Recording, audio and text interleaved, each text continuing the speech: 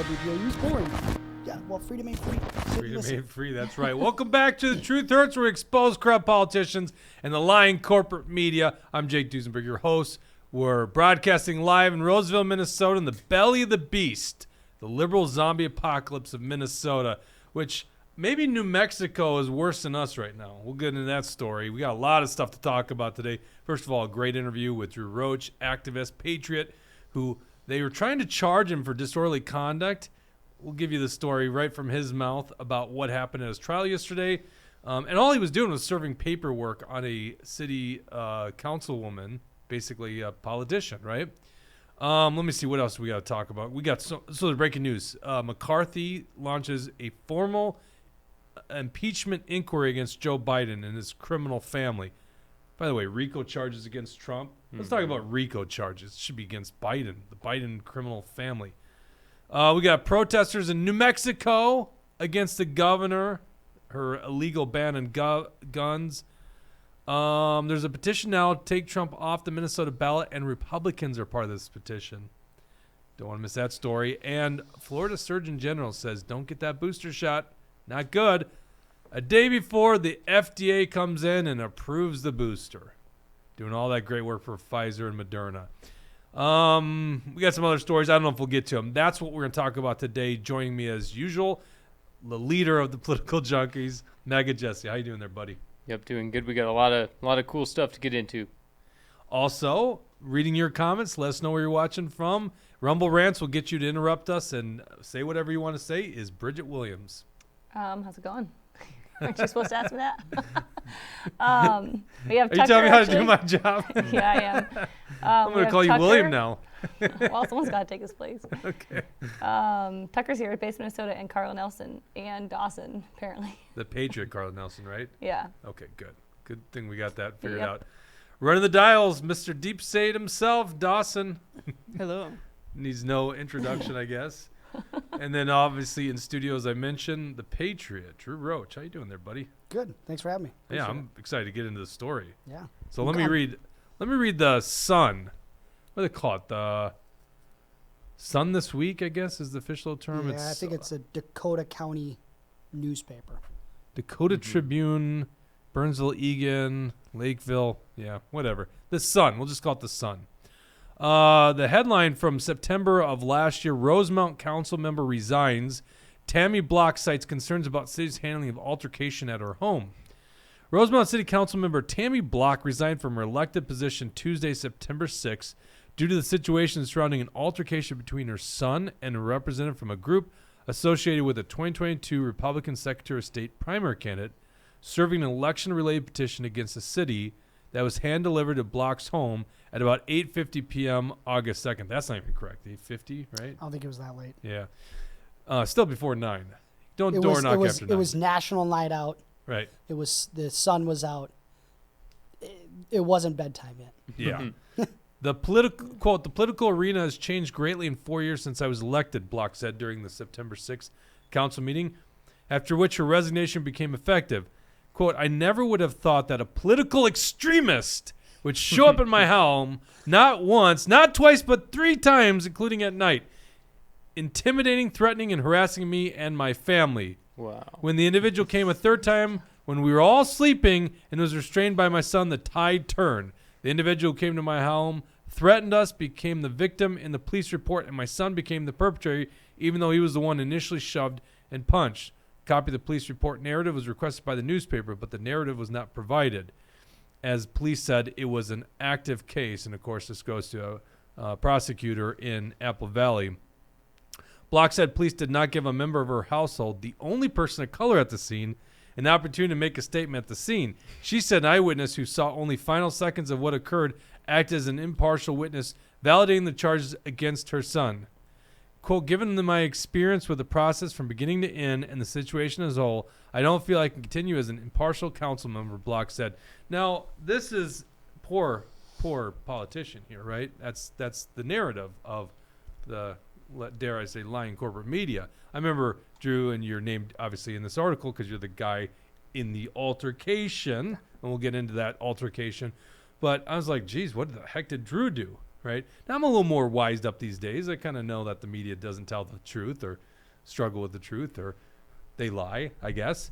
But it does sound kind of bad, and you read this and you feel like the victim here is the politician. In fact, so is the person of color, the only person in the incident, the person of color who's at her home. They were just sleeping at 8:50 because they get up probably at 4 o'clock in the morning, or productive members of society, right? Do I have the story correct? Not even close. Not even close. Okay, well, let's hear it from the horse's mouth. Tell us what the heck happened. Why were you even at her house?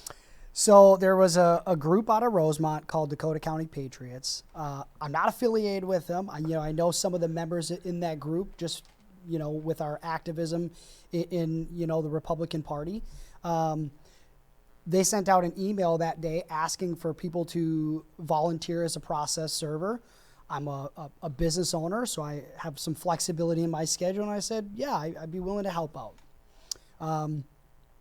So we met, and they kind of trained us and talked us through the process and how to handle ourselves and conduct ourselves. And we went there. I went there about 4 o'clock in the afternoon with another gal. I mean, she's my size, another 5-footer, very not intimidating. Okay. And so when we knocked on the door, we go there, we could clearly hear she was inside. We knocked. We weren't banging, we weren't aggressive. Again, no one answered. So we left, let bygones be bygones. We'll figure out, we'll serve them another time. Well, it was National Night Out that night, and we were in Rosemount. So we decided to just hang out at one of the National Night Outs, and we figured, you know what, the council members are supposed to be going around the city and reaching out to the individuals that were hosting those events throughout the city. So we're like, well, you know what, maybe we'll just hang out, barbecue with some neighbors, and see what happens. Maybe they'll show up. Well, they didn't, so that's fine. Before I left that evening to go home, my girlfriend and I and our 4 kids, we hopped in the vehicle and we, stopped by the councilwoman's house to serve the paperwork. Upon arrival, when we did that, the boyfriend answered the door in a very aggressive state. He's a big guy. Again, for people that don't know me, I'm not very tall. I say 5-footer jokingly. I literally am 5'2", maybe. I'm not intimidating. I'm not physically, aggressive or anything like that. This guy is much bigger than me, as most are. And again, he answers the door with extreme aggression, expletive. Son comes from downstairs while this is happening and matches boyfriend's energy or stepdad's energy. What age is the son here? In his 20s. Okay. I think the article says he's 20. It says it's 20. Definitely a kid who, lacks emotional intelligence. Again, the boyfriend or stepdad set the tone of how the interaction was going to go on their end. Upon that interaction, he's like, who the F are you? And I'm like, listen, I'm just the guy here trying to serve paperwork to Tammy. This is nothing against her as an individual. It's specifically for her seat as a councilwoman. That's it. And upon me asking me who I am, and then I asked him who he was, he said, I'm Danielle fucking Tash, whatever. So I made a note to my girlfriend, Sarah, 8:18, whatever the time was, write his name, Daniel Tosh. That upset him. That's what blew him over the top, because now at that point he realized, I have to take this paperwork. They are now serving the paperwork. He then got in front of us. Both him and the boyfriend got in front of us. They walked around us and physically, chest to chest, were preventing us from leaving the sidewalk from their front step. We're like, we want to go. We're going to leave. We don't want any issues. This is nothing personal. This is just a matter of fact. This is, she has nothing to worry about as an individual. We're just here trying to do our civic duty. We want no problems. He then assaults Sarah, Danielle Tash, by smacking the clipboard she had a clipboard, smacked it out of her hand. At that point, she was kind of taken back, and I said, Sarah, go to the car. Get to the truck. And at this point, he's still kind of blocking us from leaving. She gets away, and now I start backing up down the driveway, away from their house and away from down the street where we were parked, because I didn't want to bring myself towards my kids where he was following me and bring that towards them. So I walked across the street. He's bannering, he's yelling at me, blah, blah, blah, blah, blah. I'm going to this, I'm going to that. Well, at one point, he says, I'm going to fucking kill you. Sorry for the language. No, that's okay. And then puts me in a chokehold, in a UFC child chokehold. Well, I'm tussling. I free myself, and I defend myself, and I punch him. In the meantime, now boyfriend, and he's a big guy, bigger than the son, he starts charging after me. So my head's on a swivel, and I'm just trying to get out of the line of fire. Neighbors come out, break it all up. Cops show up. I mean, it was a crazy scene. Had to been 8 squad cars there. Everyone shows up. The cops, interrogate and ask everybody questions.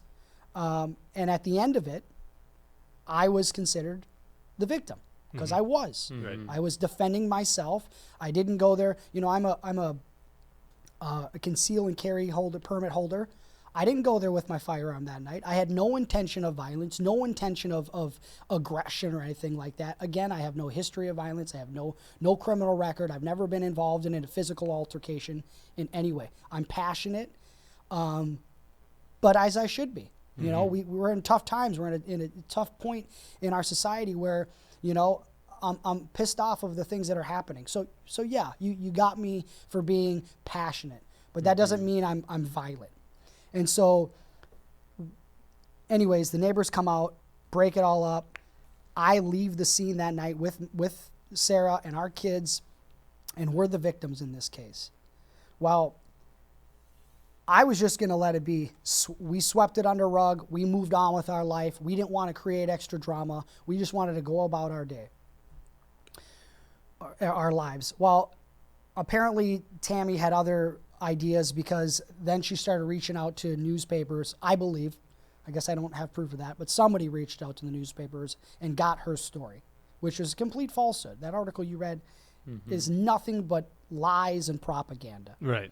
Yeah, one-sided too. On this. One-sided. Did they even bother to reach out to you? The article of that, the writer of that article is Tad Johnson. He never called me, never asked me any questions about the case, never got my side of the story, only took the side of the councilwoman. It's a one-sided, unfair propaganda story. And so I let it go. I actually met up with the mayor 3 days later in the city hall office. I have a 30-minute conversation recorded with him in his office where he profusely apologizes and said it was absolutely unacceptable the way I was treated, the way I was physically attacked, but also at the same time said he wasn't going to make a public statement about it because we were in a election year. He was running for re-election, and he didn't want to have the city liable for any potential lawsuits. I can respect that. I can understand that.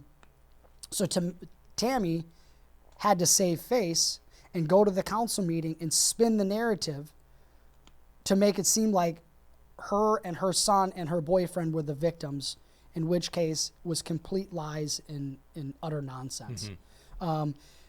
What the city of Rosemount did is they ended up, they wanted to have their hands clean of it because there was a bias with the councilwoman. So what they did is they sent it off to the Apple Valley DA, district attorney, prosecutor. They ended up coming back and charging me with one count of disorderly conduct, which was disorderly conduct. I think the first one that I got was for quote unquote brawling.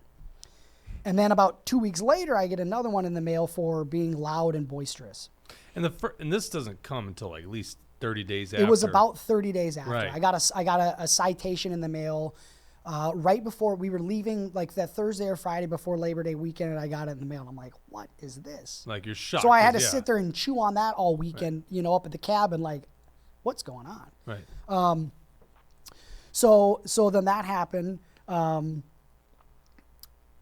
And so now the councilwoman goes to the council meeting and spins a narrative that she was the victim and that her son was the victim and that I was this extremist that showed up to the house, aggressive. If anything, you would think I'm sitting there, flying a Confederate flag, burning crosses in the front yard.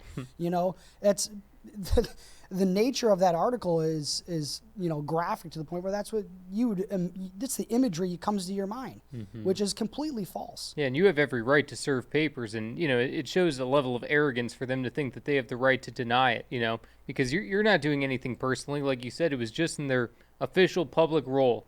And yeah, go ahead. Correct. And the frustrating part about that is in those articles that the Star Tribune wrote, the Pioneer Press wrote, and the Sun Times, all were pretty biased. None of them got my opinion.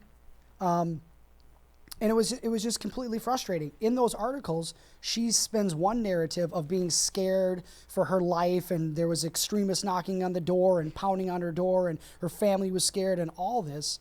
In the meantime, she has correspondence with other council members. She knew what was coming. She knew that other council members had been served with no incident, not at all. She spun the narrative completely and tries to spin it. She spins the narrative, and then the media writes about it. This is from the Pioneer Press. A Rosemount City Councilmember has resigned after someone she called a political extremist came to her home repeatedly and ended up in an altercation with her son. You read 2 paragraphs later, same term, political extremist. They do this on purpose. You just keep bringing the same term over and over again, and then all of a sudden, that's who you are. Yeah. Right? They do it. They do some politics a lot. Do we have a... Yeah, we have a Rumble rant from K-Wall for Life, says $10, and he says, we'll be lurking and working. And then Carl Nelson has said, doesn't police report sum up the truth? Oh, yeah. So let's get into that. By the way, well, let me touch on K-Wall, I heard Mega Jesse delivered the shirt to your front door, but you weren't there, so you missed him. And one thing I just want to, I have video evidence of all of the interaction with the police that night, over 8 hours of footage that I have, because I filed the Freedom of Information Act for my defense. Again, that night I was a victim. I got the victim advocacy stuff and all that. How do you sit there and say that the police officers on scene that night that investigated, that they asked me, they asked Tammy, they asked Daniel, they asked Sarah, they asked the third-party neighbor, they asked the boyfriend, they all came to the same conclusion. Now, granted, in the police report, you're going to read that I was in an agitated state. Who wouldn't be? Yeah. Who wouldn't be? You were just put in a chokehold in front of your 4 kids. Yeah, 2-on-1. I wish I would have brought the audio of the 911 call where you can hear my kids screaming in the truck. They witnessed it. They saw it. They're victims too. Yeah. So the fact that she wants to play this game and this narrative that, she's a victim, all while at the same time, when she's talking to the police officers, admits to the police officers that the reason why she was avoiding the service and that she did not answer the door is because she was trying to get her bar license in another state, and that she was afraid that if she took this that she got this service, that it would slow down the process of her getting her bar license in another state. She openly admits that to the police officers, yet goes to the city council meeting, lies right to the council, which props to that article. I think it's the Star Tribune article. I'm not sure. One of them actually points out the fact that the police and the mayor and the city completely disagree with her narrative, which I appreciate that part of the article. But, she was able to do that and spin it, and the whole time she was avoiding it, and all she had to do, she's a probate lawyer. She could have done the right thing as a professional lawyer and answered the door. And furthermore, she's a councilwoman. She has a derelict duty to honor that. We as citizens, again, I had nothing to do single-handed or, personally with that lawsuit. I have nothing to do with Dakota County Patriots. I will now. I really appreciate their support. They've been nothing but great following that. They've supported me. They've been behind my back. I've got thousands of people that have just reached out, and I can't be more appreciative of that. I greatly am, from the bottom of my heart, thankful for everybody that's showed support and prayers to my family and all that, because it means a lot. But see, you're just getting wrapped up into this narrative against people that care about election integrity. That's the way I look at the story. And this is what they say here is and this is Pioneer Press again. The altercation at Block's home apparently involved a legal petition filed by Eric Van Mechelen, who was a Republican candidate for Secretary of State but lost in the August 9 primary. The petition filed along with Rosemount resident Bill Kiefer claimed the city did not properly inform the public about a new voting system being used in the primary. Ben Mecklin declined an interview request. In an email, he said he had no issue with individual council members, but state rules required they be served with a copy of the petition. The Minnesota Supreme Court dismissed the August 9th case a week after it was filed. The justice said there was no new voting system, just a software update. By the way, that's a nice, interesting sleight of hand. It's like, well, what's the software update? And Like, from you can what- completely change a system with the software update. They act like it's just, minor T's and I's weren't crossed, so that's all Yeah. we're doing here. It's like, yeah, you could also completely change the software. 100%.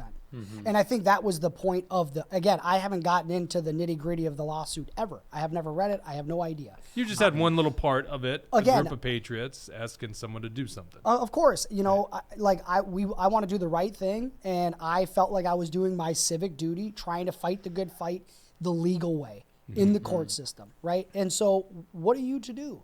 I've got my 4 kids in the car. What am I to do? How are they supposed to grow up in a society seeing their parents do the right thing, trying to speak truth, defend the Constitution, save this country the right way, and yet be attacked and then ran through the mud in the public court of in the court of public opinion for what? For being an honest American? It's nonsense, and that's where we're at. And we're seeing that a lot more. I mean, the Jan 6, we could do shows on just the Jan 6 stuff alone. I don't think we'll get to it, but Oren Schroyer is one of the stories we wanted to talk about today. That's an interesting case. So the reason we had you on the show today is you had a trial yesterday. Yeah. So here's an altercation that takes place August of 2022, and your trial was yesterday. My trial was 13 months later. Is that even more? Right to fair and speedy trial. What Yeah, does speedy it's mean funny these days? because I was in my trial and I'm seeing defendants come up there that have incidents that happened in May and March and June, and they've got a trial. Their trial date's the date. Well, I show up yesterday. I've got a trial. We're ready. We're staring down the barrel of the gun. We're not flinching. They gave me a plea deal months before in March. I said, no deal. By the way, the boyfriend and the son took a plea deal, right? Correct. They on pled- disorderly conduct. They took a plea deal. Okay. They pled guilty. I didn't. I will never plead guilty to something I didn't do. Right. I don't care how much money you try to take from me, that it's going to cost me to defend my rights. I'm going to. And so that's where we are. That's where we stood on. And it's about principle. And granted, the charges weren't that big. I could have paid a little fine. It wouldn't have affected my life. I'm a business owner. Who cares? It's principle. We need to stand on principle. And that's probably what they're going for, is they assumed you were going to plead, so they're just 100%. like, Yeah. So we come to the trial, and the prosecutor comes. Once again, prosecutors not from the place this happened, Rosemount. It was from Rosemount. So Oh, that's it the is. funny So they thing then is some put it funny back? thing happened because I was under the impression that the city of Rosemount sent it to Apple Valley to file charges. Maybe it was Apple- just the charging decisions came from outside. I'm guessing so. I don't know. I have to do some more investigating on that, and we are working on that. But something weird happened on the line where it went to Apple Valley, and the only thing that I can think of is it went to Apple Valley, and then once the councilwoman stepped down, now Rosemount at that point wasn't a biased party. So my only recollection, the only thing that I can come up with is that Apple Valley said, well, there's no bias here, so we're not going to fill up our time. You take it back. Yeah. I'll have to get to the bottom of that. That's yet to be determined, but I think that's probably the way it Yeah, went. that makes sense. Who knows? But when I show up to trial yesterday, I've got my third-party witness subpoenaed there. He's there ready to testify. The prosecutor, was trying to delay the trial till later in the afternoon so they could What time was look- the trial supposed to be at? Well, my trial was set for 9 a.m. Obviously you're So in there in you're a there with group your lawyers setting, at but 9 they kept a.m.. wanting to push it back and push it back and push it back. and he actually asked the clerk of court if the judge could see the case later in the afternoon, and the clerk said the judge isn't going to go for that. Yeah. So then he Imagine went to asking that question. my lawyer and said, Who's your lawyer, by the way? My lawyer was Nathan Hansen. Nathan Hansen. And actually, okay. I got to thank Nathan. He did a great job. And also, I got to give a shout out to Ryan Wilson, because Ryan Wilson stepped in with Nathan and sat in and, as a co-chair. So I want to thank him as well, because together they did a great job. And I know Ryan wasn't on the case, wasn't on the case long, and technically never was. He was an unpaid, help. But it's always nice having other people in your corner 100%, that yeah. are willing to fight for you. So I greatly appreciate Ryan's work and dedication to that. But so then the So hold on. So Nathan and you are there, and does he go see the prosecutor go see the clerk? Yeah, without so the your prosecutor, attorney, or- the prosecutor was still trying to get me to do a plea deal. Okay. That was the whole point of it, was the plea deal. I'm like, you already offered it to me in March. I said no. You needed me to spell it out? N-O, no. Trial. Let's do it. I'm ready to hear. I'm ready to speak truth. Yeah. They had no witnesses. They had zero witnesses, zero evidence. And so my lawyer says, you haven't looked at the file yet. You need more time. Have you gotten at all to any of the body cam footage? Have you seen the testimony of Jared Spoonmore, who tells the cops the night of the incident? This is the neighbor who lives across the street from Tammy. And if I'm not mistaken, she lives in a circle. It's not far away, literally across the street. The altercation ended up, happened in this neighbor's yard. So they were there. They were the closest to the scene.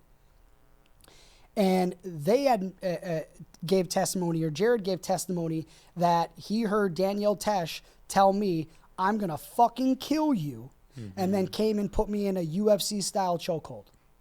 Yeah, then I defended myself. I fought back, and I punched him. Admittedly so, as I should, and as every American should. This is America, right? And the fact Do I not that, have a right to defend myself? Yeah. My family's there. My kids are there. I'm doing the right thing.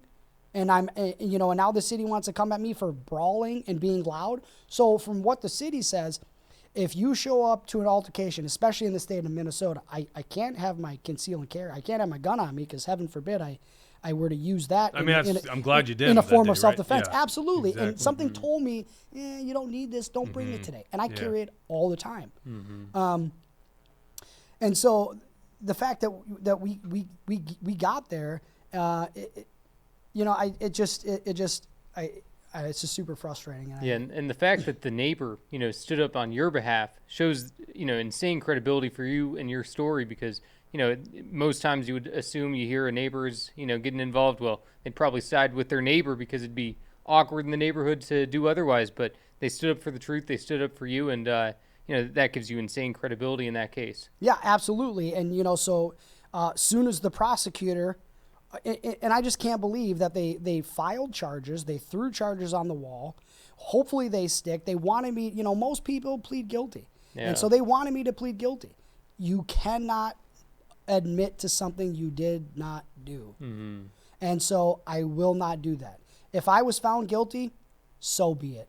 I knew I wasn't. I knew the truth. And I had no problem staring down the barrel of the gun, ready for trial, because I knew the truth was going to set me free. And it did. And the reality is, as soon as the prosecutor saw that footage of Jared, they came back and said, we're going to dismiss the case. It's just unbelievable. That's so what, the day of the trial, 13 months later, they finally look at the evidence and go, oh, yeah, you're right. 13 months, you got to worry about this thing. It's Out of lingering control. over your head. Getting charged. I mean, obviously, I don't think you're facing jail time, but facing a fine and facing some other things. I think each charge was up to 30 days in jail. I don't think I would have gotten to 30 days in jail, but who knows? Yeah. Yeah, I guess. Okay, fair enough. Right. 30 days in jail, right? Yeah. So that's what you're facing, right? And for 13 months. Yeah. Now they just dropped the charges. It reminds me, I know I've said this before on the show, but it just pisses me off. The Kyle Rittenhouse trial. And right before they go to the final deliberations, they bring up the charge on the legal firearm. And the defense is trying to throw out the charge.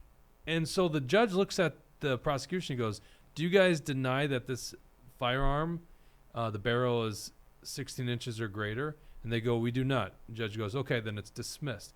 And I'm like, just like that, it's just dismissed. Like, how about falsely prosecuting someone for a charge they know is not accurate? Yeah. It's Yeah. like, what's the recourse when people do something like this, and especially when it's becoming so political these days? That's why I wanted to have you on the show, because you're a patriot, Yeah. and we're seeing this happen to so many people these Yeah. days, whether it's January 6th, or I don't know, if you're the former president of the United States being prosecuted for a gazillion things, including free speech, basically. Yeah.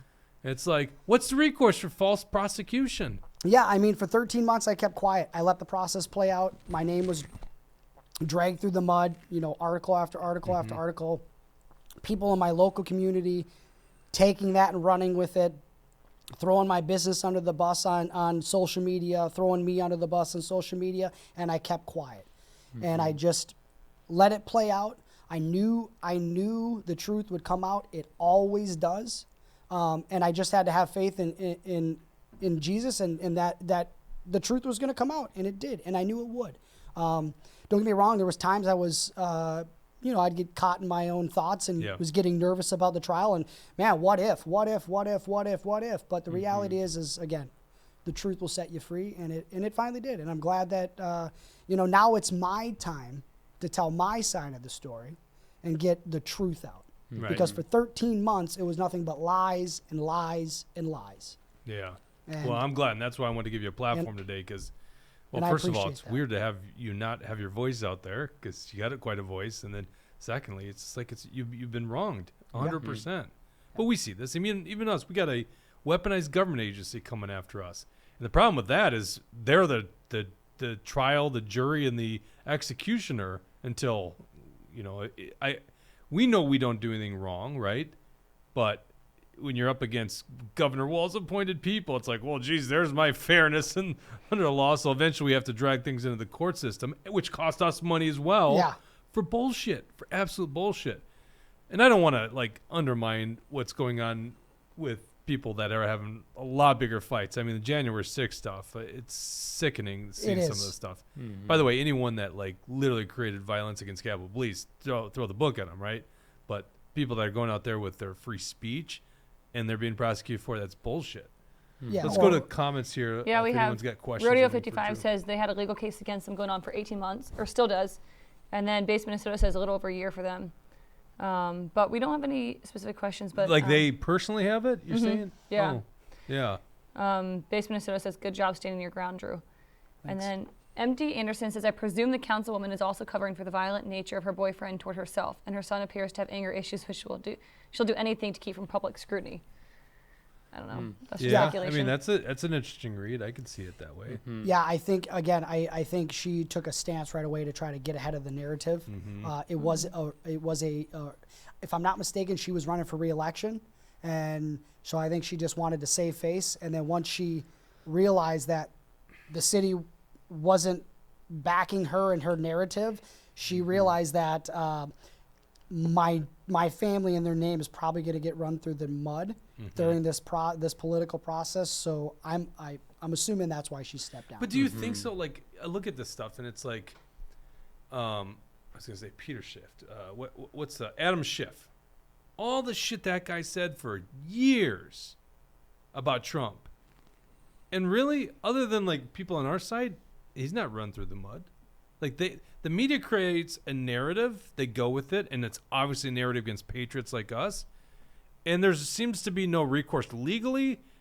Well, sometimes there's recourse legally. I guess Horseface did have to pay Donald Trump $160,000 or whatever it was. But generally, there's not recourse legally. But there's certainly not recourse in the public sector and the media, right? Yeah, we still no, don't have any recourse from the Twitter files, which is crazy. Yeah. I mean, I guess all you can do is just get your side out there and hope that people will be able to decipher between what's fake and what's real. You know, and that's all I can do. And you know what? If you're gonna have your own opinion, that's fine. I'm not gonna, get upset if you disagree with me. It is what it is. But like I said, it's nice to be able to finally tell my side without feeling like I'm gonna stir the pot or potentially cause problems for myself in my case. So my case is done, as it should have never happened, and Now we're going to tell the story. Now he's Yeah. back, baby. He's back. It is, and that's the thing is I was kind of, I'm the last election year was my first year as a delegate and first year being involved in the Republican side of the Uniparty, which I am adamantly trying to change the Republican Party in my local BPOU to be a conservative party with constitutional, a constitutional conservative platform. And so, having to kind of take a step back from that, again, just so I didn't have an image of what they were portraying of me, was frustrating because, I'm outspoken a little bit, and I think more strong-willed conservatives need to be outspoken. We need to have our voice heard, and we need to stand for what's right. And so I'm happy to be back in the. I'm not going to say fight, because again, that's they're going to try to twist that. It's for the defense.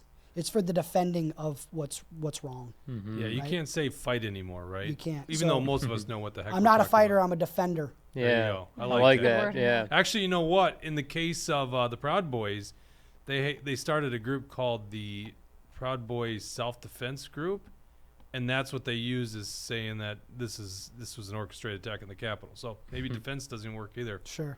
Who knows what it is? We have a couple questions for Drew. MT Anderson says, was she ever served the papers? Yeah, that's so the paperwork didn't physically go in her hand. Per our training for that service, it just had to go to an adult or someone of adult age in the home. Yeah. Once we got a name and we knew who it was, Daniel Tesh, once he said his name, and then I looked and I said, Sarah, write it down, Daniel Tesh. That is what provoked him. Because then Sarah, maybe I didn't tell that part, then Sarah set it down on the step. Like, there you go. And that's what was like, set the whole mode. Like, we can't have that. We don't want it. And, it was clear at that point that Tammy sent out the pit bulls to try to scare us off so that way she could claim it. I never got the paperwork. What are you talking about? I mean, there was emails back and forth, but no one came to my house. We did. Yeah. And then Base Minnesota says, are you a Trump fan? Oh. Oh All yeah. day, every day. Trump, Good. Trump, Trump. That's right. All right, let's leave that hat on then. Let's get into the Perfect. next story because you said, "Yeah, I'll hang out with you guys and go through Absolutely. the news with you." So that's great. This first story very relevant to what we just talked about. You're saying you're doing work inside the Republican Party. Well, there's some Republicans who are doing the opposite work, and they're using the Constitution as their savior. This story from Fox 9: Minnesota voters file lawsuit to block Donald Trump from ballot in 2024. We talked about this last week on a show, and it turns out it's actually happening. What the hell's going on with my computer? My computer's going crazy. I'm losing my story. Shucks. All right, there we go. Back. A group filed a lawsuit on Tuesday to block former President Donald Trump from the ballot in Minnesota based on the 14th Amendment, which bans those who engage in insurrection against America from running for president. By the way, such a crazy world. You don't need to be convicted of it. You just need to be somehow of it. involved with someone's opinion, and then that's enough to throw you off the ballot according to these people. We talked about this last week. Secretary of State Steve Simons said that he wasn't going to opine on it. It's basically going to leave it up to the courts. So a group is taking the issue to the courts. 8 Minnesota voters, Paul Anderson, a former GOP-appointed state Supreme Court justice. Now, just so you understand, when I first read this, there's a Paul Anderson, former state senator. There's a Paul Anderson who's a current state representative. It's neither one of those. It's a former GOP-appointed state Supreme Court, Paul Anderson, allegedly from the Republican side. Joan Groh, a former Democratic Secretary of State, and David Thule, an Iraq war veteran who ran his county GOP chapter, among others, are named as petitioners in a lawsuit that challenges Trump's name being on the 2024 primary and general election ballots in Minnesota. Secretary Simon is listed as the respondent. Of course, and this is how anything that's done in terms of ballot issues is you sue the Secretary of State, and then it's adjudicated in the court system. The lawsuit by the way, David Thule, I think he's just like a hater of conservatives and liberty and America First people. Imagine being a Republican activist in the state and putting your name on this shit. Yeah. The lawsuit argues Trump is constitutionally ineligible to be president for any public office, citing the 14th Amendment to the U.S. Constitution, known as the Insurrectionist Disqualification Clause. The suit says the events of January 6, 2021 amounted to an insurrection or rebellion, and Trump's effort to overthrow the results of a 2020 election from November 3, 2020 through January 6, 2021 constituted a rebellion. The lawsuit details ways Trump attempted to overturn the results of the election and urged his supporters to amass at the U.S. Capitol on January 6th. Here's the full lawsuit. It goes on. It's 84 pages. You can go read it yourself. Imagine if a court, I wish I could say unelected officials, but technically judges are elected in this state.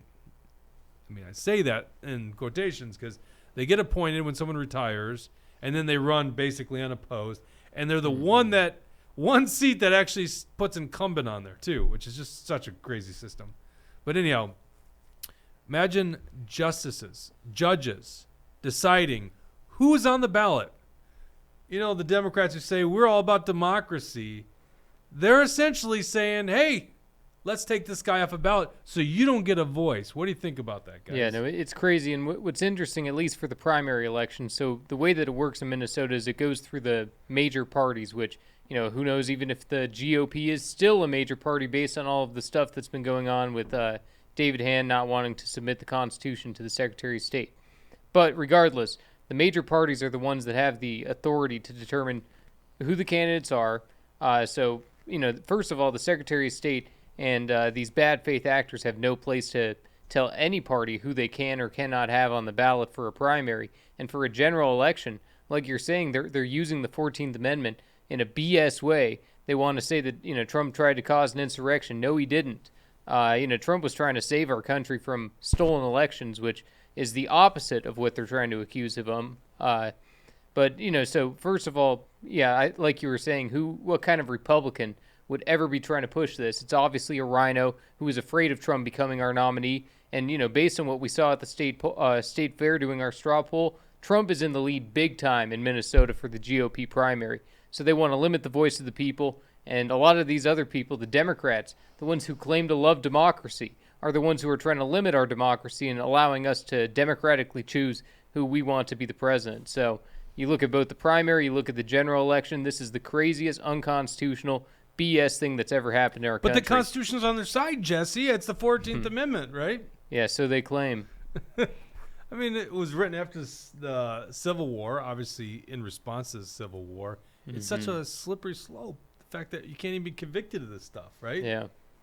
K-Wall for Life has an opinion. She said, we must preserve democracy by preventing the democratic process. The duplicity of the modern Democrat Party is straight out of a George Orwell novel. Oh, no kidding. Yeah. Well, yeah, that, and, you know, of course, the Democrats are rigging their own primary, too, against RFK Jr., and, you know, there's all that kind of stuff out there, too, where the fact that Iowa and New Hampshire, they're not going to count those delegates for the DNC convention, and Joe Biden might not even be on the ballot in those two states, so there's all kinds of crazy things happening that just goes to show that the elections in our country are rigged, whether it's the primary, whether it's the general, you know, and it's rigged by the primaries because of the parties, and it's rigged in the general because of the machines.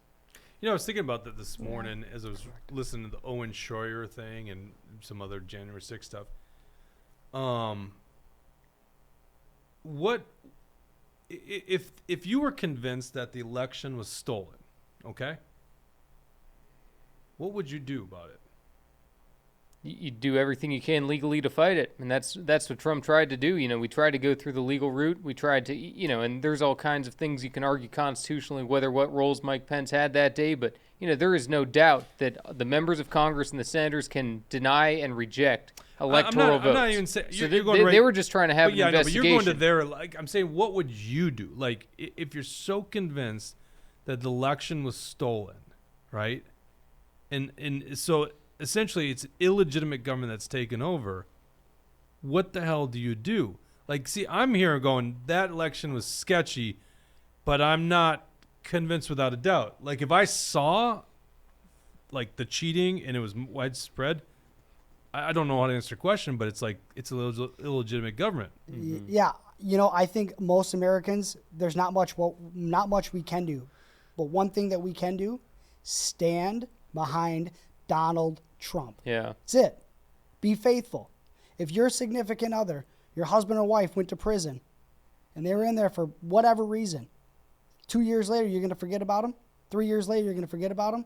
No, you stand by their side and you defend them until it's their time to come out, right? And maybe it's a bad analogy, but you know, we need to just be loyal to Donald Trump and continue to speak truth and hope that the next election we can participate in the same schemes that the Democratic Party is playing in with the ballot harvesting, and we just beat them at their own game. You know, We were kind of getting into this before you were on set, and I wanted to start with the interview, but you said the same thing. Be loyal to Donald Trump. Why? Why would I be loyal to Donald Trump? Like right now, He fights I for might us, be like- we fight for him. Absolutely. That's what But it's- does he that's what fight it for boils us? down to. Absolutely. Who's the deep state really after?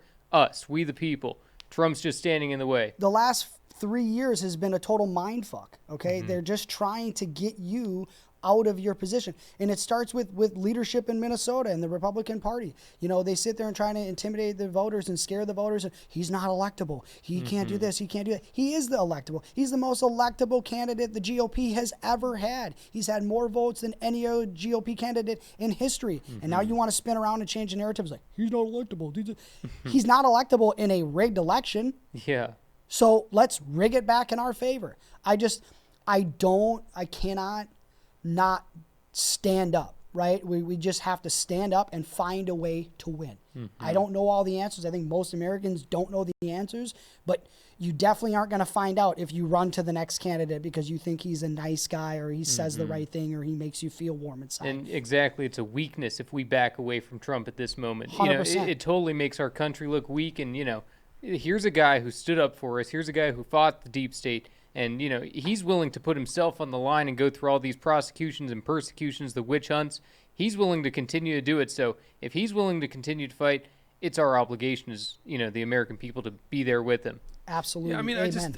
I guess, and I understand the Trump movement. That's why I've always been so partial to the Trump movement because so many people like you, Drew, real patriots, love America, and you've come into the system, you've come into politics. I'm glad you and a lot of our fans are there.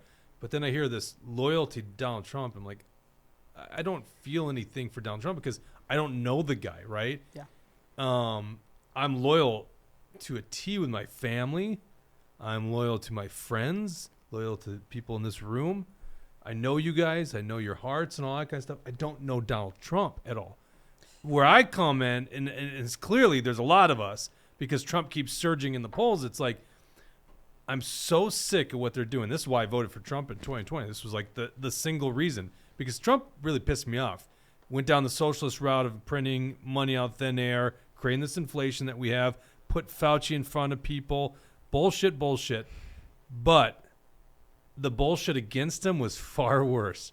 Like when they buried that Hunter Biden story, that was the straw that broke the camel's back in my book. It was like, they just threw this election on that story alone. I'm voting for Donald Trump as like a protest. So I don't just have this like strong urge and loyalty to Donald Trump. It's almost like the revenge tour is the best bet at setting the record straight.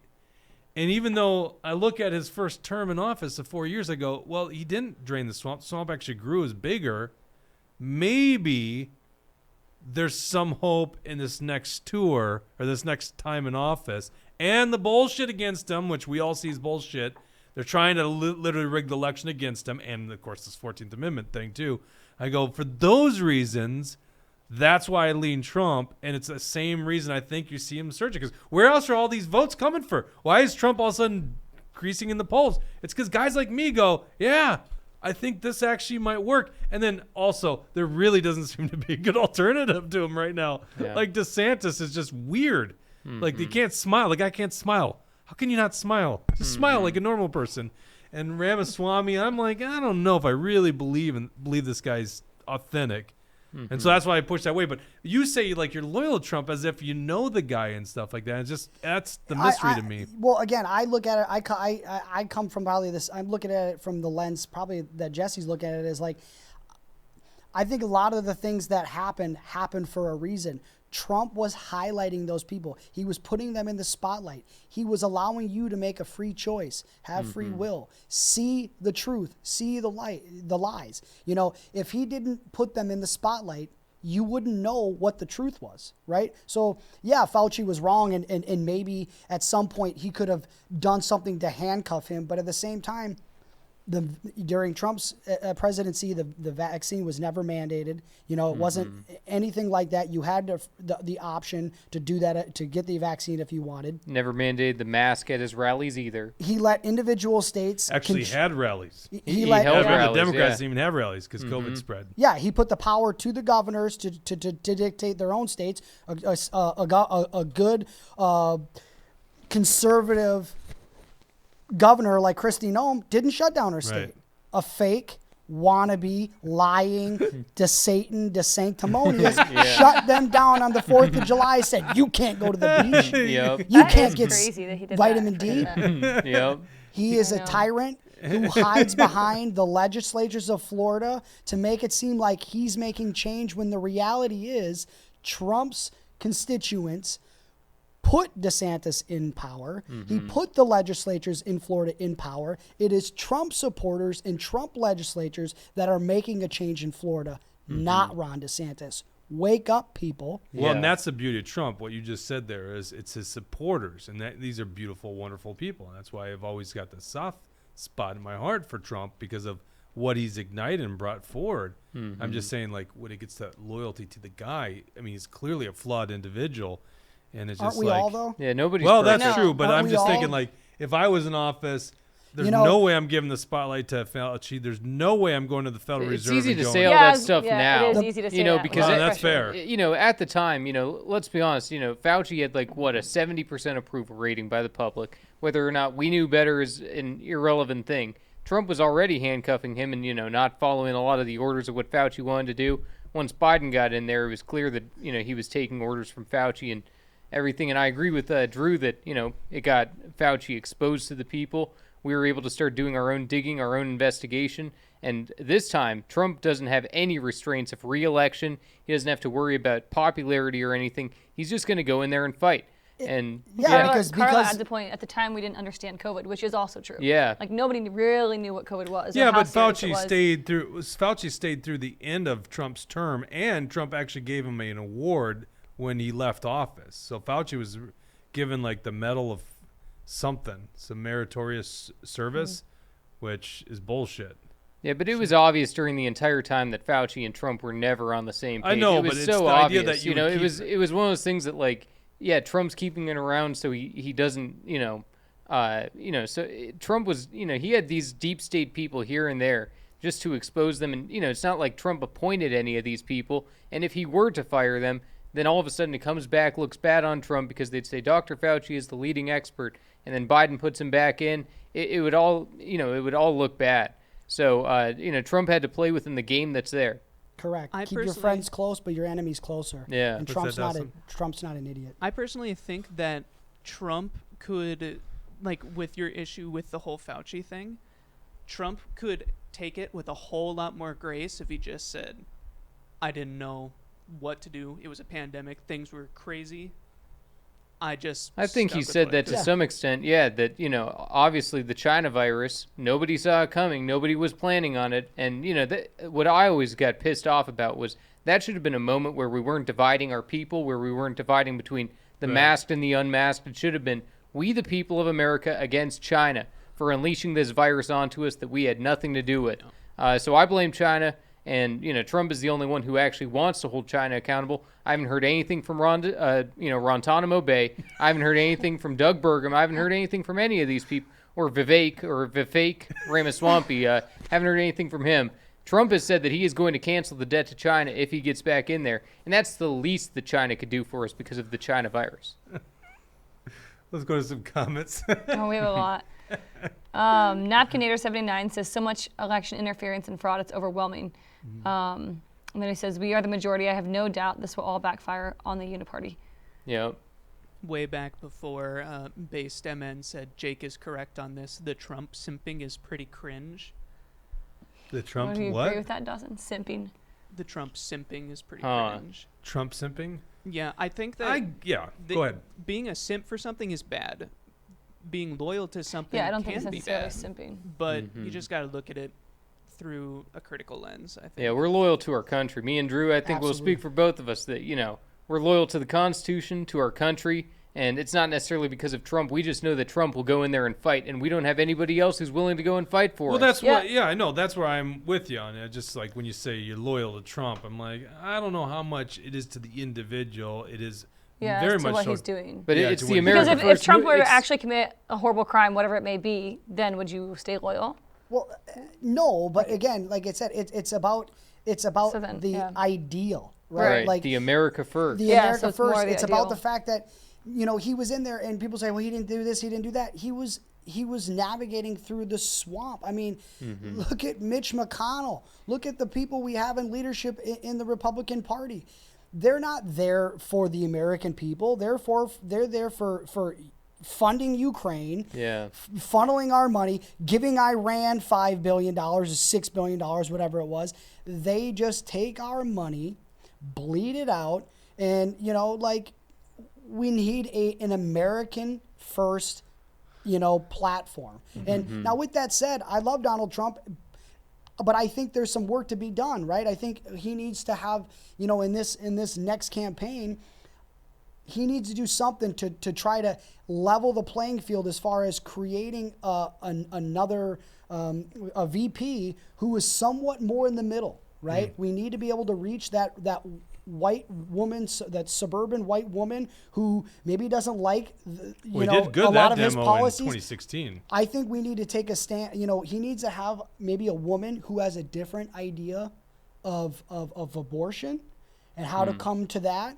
So that way it can be, we need to have a platform that is more about coming together instead of, this is how it has to be, Yeah. and one of the ways that Republicans continue to get beat is because of the abortion. They just beat us down on the abortion thing. Yeah, but And- that's a messaging problem on the Republican side. Actually, Trump admitted that and said that at what was that first rally that he did with CNN? Yeah, one No. of those town halls or something. Sorry, no, I think it was the Hannity one. About how they don't actually state it the way they should. Now Democrats are the more extreme on that. Yeah. Yeah, and we can Oh, sorry. Go ahead. we can get rid of that. We can totally get rid of the argument altogether. I think Republicans have agreed over the last, since COVID, you're right. Your body, your choice. You were right. Your body, your choice. I'm not taking the vaccine. If you want to take it, good for you. You know what? If you want to have an abortion, I think it's morally disgusting. I think it's appalling. I don't think you should do it. However, the Constitution doesn't say anything about it. Yeah, it should be up to the states. It should be up to the states. And you know what? As Republicans, as conservatives, we need to stand on the platform of your body, your choice. If you want to do it, that's fine. Take my dollar out of it, and I Yeah. can't argue against Yeah, it. well, I don't agree with you on that, but I don't want to That's get fair. into an abortion But, argument yeah, here. That's all I'm saying. Because Yeah, I think just you have a defund. moral It- obligation it's to come protect the from, innocent. that's where we're losing a lot of the votes. Yeah, but see, some things supersede the votes. Then we're just a bunch of politicians here, and that's not what I'm at. It's like you have a right to defend human life, innocent human life. But I do agree with it should be kicked to the states. I want to bring, go ahead Quest and for read that. Truth. Which one? Well, that You want Mike me- Gallagher. Oh yeah, I he think says that the was a good one. NIH was funding the research in the Chinese lab. I don't think you can say the U.S. had nothing to do with Corona. Yeah, 2020. that's true. Yeah, we were Which- definitely, and Fauci was directing those with the Eco Health Alliance, and Peter Daszak, the guy with the World Health Organization, who was charged for the United States to investigate it. You can look into all of that yourself, but yeah, I mean, it's completely obvious that our government was involved in it. I like what Susie says here. She Where do you see tends to Susie? agree with what I'm Oh, saying yeah. here. She said it's worth being beaten down on the abortion thing if that's what it takes. I will never bend on value of life. Non-negotiable. I agree too. Plus, I think we win that. It's just about phrasing that, and it's a messaging thing that Republicans have been so bad at that. And I agree with Drew, though, that, like you're saying, it's a messaging thing. But, yeah, federally, I think, kick it to the states. And that's the best way of winning the issue, because if we want to keep, allowing the Supreme Court to teeter-totter on it forever, then we're not going anywhere. We're not winning. And, it's just one of those issues that there's some issues so big that the federal government can't handle it. Correct. Well, And yeah, like there's a lot of like murder and a lot of criminal code is done in the States anyhow. Yeah. Let's move on to this story. Kevin McCarthy. He was teasing that there's an impeachment inquiry come up, which I think we used it as a what was the analogy we used? It's like a promise ring for an engagement to get married. So to get married is the actual impeachment vote. An engagement is an inquiry. And he was just saying, well, we might do an inquiry, which is like the stupid promise rings like Yeah, 15-year-olds do, ring. right? It's the dumbest thing ever. And anyhow, I guess we're in an engagement situation now because this morning he announced, and you can go to actionforliberty.com, we got the video, but he announced that there's actually an inquiry. We put his short press conference. He didn't take any questions. I don't know why he doesn't. I sometimes don't wonder why these guys don't take questions, you know? Make it fun. Make politics a little bit more fun. But an inquiry is the formal process now. There's like really not spelled out language in the U.S. Constitution on how this thing works. And there doesn't need to be a vote. The speaker just announces it. By the way, the left and their narrative, I'm sure today, is there's no vote on the inquiry. Well, neither was Nancy Pelosi in their first bogus impeachment inquiry against Donald Trump, which was 2019. So same president that the Democrats did under the leadership of Nancy Pelosi. So they officially launched that today, and looks like James Comer's leading it from the not Ways and Means Committee, the Oversight Committee. Jim Jordan, Judiciary, and then what's his name, Jack Smith, or what? Not Jack Smith. Jack Smith. Jason Smith, whatever his name is for the Ways and Means Committee. So that is happening, and boy, it kind of makes me feel good that was our petition at the state fair, the impeachment. So for you guys at home, politicians aren't going to do something unless there's like political energy behind it. Okay. I mean, it's ridiculous. He hasn't been impeached yet. The guy violated Second Amendment. He violated the First Amendment, Twitter files, big violation. In fact, the judge literally put an injunction against the White House saying you can't go tell social media companies to do this. He goes, it's the largest infringement on the First Amendment in the history of the United States. That's what a judge said about the Biden administration. No impeachment inquiry into that. No impeachment inquiry into the completely unconstitutional vaccine mandates. But at least the Hunter Biden and the Biden criminal family thing is finally being investigated. And that's what they're going to impeach him over. It looks like they're going to get an impeachment vote. Now, it took 2.5 months when Pelosi did this against Donald Trump. That was from, I almost called it the perfect phone call. He doesn't call that the perfect phone call. He calls the Secretary of State in Georgia one. Isn't that the perfect phone call? He's got a few perfect phone That's calls. the perfect phone call, the too. one with Ukraine, the one with Raffensperger, and there's no problem with any of those calls. There you go. Oh, Trump, like, his messaging is great. The perfect phone call. What do you have against the perfect phone call? So there you go. That's happening. Another interesting story, and you can go to actionforliberty.com. This broke, I think, over the weekend or Friday or something like that. The New Mexico governor. What's her name again? Lujan Grisham. Grisham. Yeah, gun-grabbing Grisham. Gun-grabbing Grisham. There she is with a mask.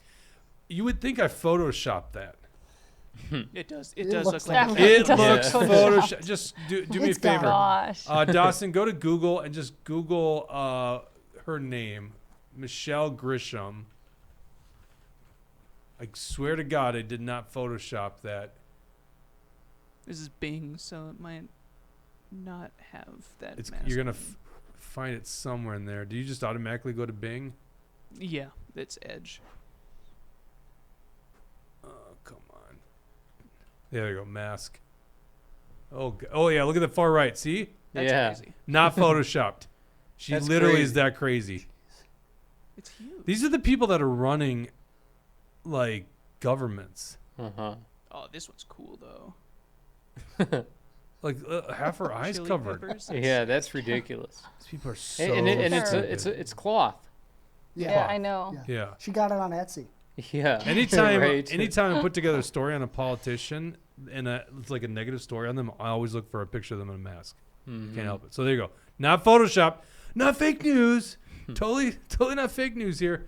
You see, behind her, obviously that's Photoshop. They weren't right behind her because she's probably hiding in her mansion. But so you wrote the story, Jesse. She actually, she does what? She puts an executive order. Yeah, and she calls puts it out public an health? executive order, an emergency public health emergency declaration for gun violence. So she now thinks that you can use a public health emergency to strip people of their constitutional rights, and she wants to issue a 30-day ban on having your firearms in public. So that's an unbelievable step that we've never seen any governor ever try to implement anything like this. And it's even received criticism from the left. Even David Hogg, even Ted Lieu, these radical communists who want to strip us of our gun rights, even they admit that this has no constitutional basis. So if we have these, if we have these leftist retards who are willing to, admit the truth on this thing, then it just goes to show that, this Democrat governor has lost her mind completely. So go ahead and put that article back up there, Dawson, and scroll down a little bit. If you want, within that article, I have the actual executive order linked in there. And I also put in the definition of what a public health emergency is actually defined as in their. Let's scroll to the bottom. The whereas, just all the mumbo jumbo. Okay, therefore, so a little bit up, a little bit more, keep going. A little more. Right there. Here's the order. Right there. Therefore, scroll up just a little bit. Michelle Lujan Grisham, governor of the state of New Mexico, by the authority vested in me by the Constitution and laws of the states of New Mexico, do hereby declare that a state of public emergency exists throughout the state due to gun violence. And order and direct as follows. Don't you love that? Order, direct. Yeah. The Department of Public Health, Department of Homeland Security, and Emergency Management, and Department of Public Safety shall immediately begin collaborating with my office to provide an effective and coordinated response to this public health emergency. Okay, that's mumbo jumbo. 2, the Department of Finance Administration shall make available emergency financial resources in an amount not to exceed $750,000 due to the Department of Health, blah, blah, blah, blah. By the way, you can't just, it's a big thing all around the world, all around the country, that the money's appropriated by the Congress. So when you declare an emergency, now you can appropriate yourself. Go ahead and read that. Napkinator, $10 is how much money in rants to get some overtime out of this crew sometime. You want us to go beyond, is that what he's saying, going on not to sure. an You hour can and a just half? pay Get me some- and I'll bring a camera. We'll do Get some whatever. overtime What out is of he this saying? crew. Like a different show, overtime show, or just keep going? I don't know. I think we Maybe actually. he likes Drew. I don't know how we're going to end here. I like to go no more than an hour and a half. I don't know if we can get to it. So if you're saying you'll stick with us, oh yeah, we got an audience. All right, we'll keep going because you're right. And Drew, man, you're a freaking awesome guest. So, especially since we don't agree on everything. Sure. Yeah, I like it. All right, so bring that story, that order back up. I hope that's what you're saying, Napkinator. You're dooming everyone else if you say keep going and you really didn't want us. Love that the sheriff says he won't enforce this. Yeah. Okay, in accordance, so basically appropriating money without the legislature. All right, keep going. Number 3, all mayors, sheriffs, and members of governing bodies of municipalities or counties are encouraged to request, if necessary, an emergency proclamation and implementation of temporary additional restrictions to address the public health emergency pursuant to the Riot Control Act. And number 4, all political subdivisions of the state shall comply with and enforce all directives issued pursuant to this order. Where's the gun ban in this? Yeah, it doesn't actually state it within that order, which is pretty crazy. But then and as someone said there in the comments, that the sheriff of Bernalillo County, which is what Albuquerque is in, has said that he won't enforce the executive order. People had a protest of over 100 people in Albuquerque.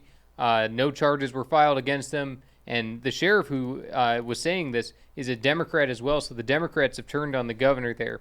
And also the but hold on. But we're missing a key detail. Where is the thing that says that the guns are being taken away? I was seeing that in news articles, but it's not within that executive order. Yeah, but so, it's listed somewhere else, I'm sure. Well, that's what I'm saying is, I'm now a expert on governor's executive orders during health emergencies because that's what we had to read all the time. Go back to the top here real quick. Governor executive order 2023-130. Yep. And here's what we're going to do. I'm gonna type in New Mexico because what I'm assuming happened here is the one that we're referencing. 'Cause And you're I just- went into the document, tried to Control F search it, and But no, I'm saying it's a follow-up order to this. So here I am. I'm looking at New Mexico order. Okay, here we go. So that was 20013. Establishing the route 66 was the next one. Drug abuse. mhm. So that is the only one on drug abuse. So where are they getting the idea on the guns? There's a whereas, but that doesn't have enforcement. Right. Napkinator says just keep going and going. Yeah. Oh. There is a specific kind of stream that's like that, which we should plan for someday if we're crazy enough, where a rumble rant hits and then we go another 30 minutes, 10 minutes, something like that. That does sound interesting. But we should plan for one of those. Yeah. Tucker's got it. It's in section 556, article 762, line 545. dot 45. You're not a gun guy. Was there a You guys are I gun only guys. got it because people like other people's responses. Yes, it is. No, I'm serious. Where the hell is this? Because that's what the whole media has been reporting on.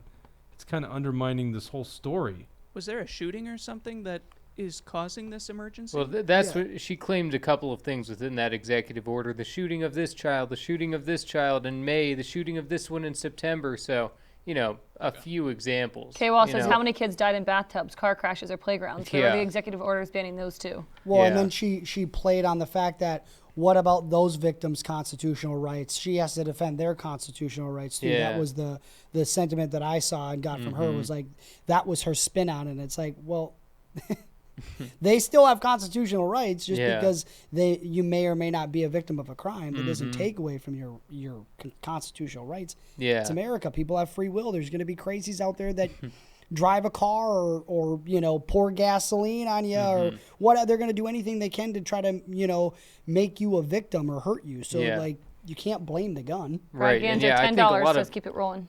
Yeah, and I think a lot of liberals feel like this move undermines their movement so bad. If we were, gun control activists, we would look at this and go, why are you doing something so stupid? Why are you doing something so unconstitutional that's going to fail?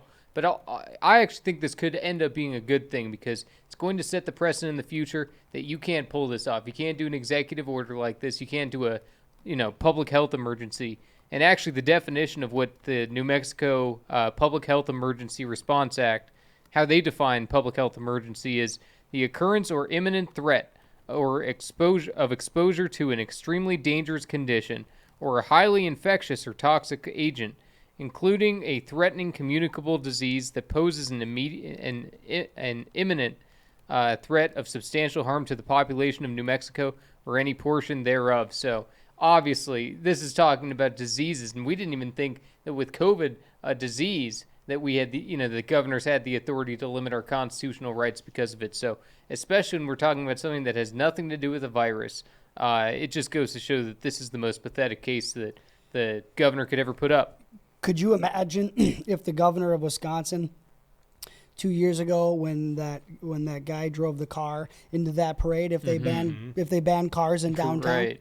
Yeah. Oh, everyone's got to walk now. Yeah. You could hit somebody. I mean, it's preposterous. Yeah. It's the same thing. Well, I like I don't know if you were reading a comment, Bridget, or that was what you were thinking, but it's a great point.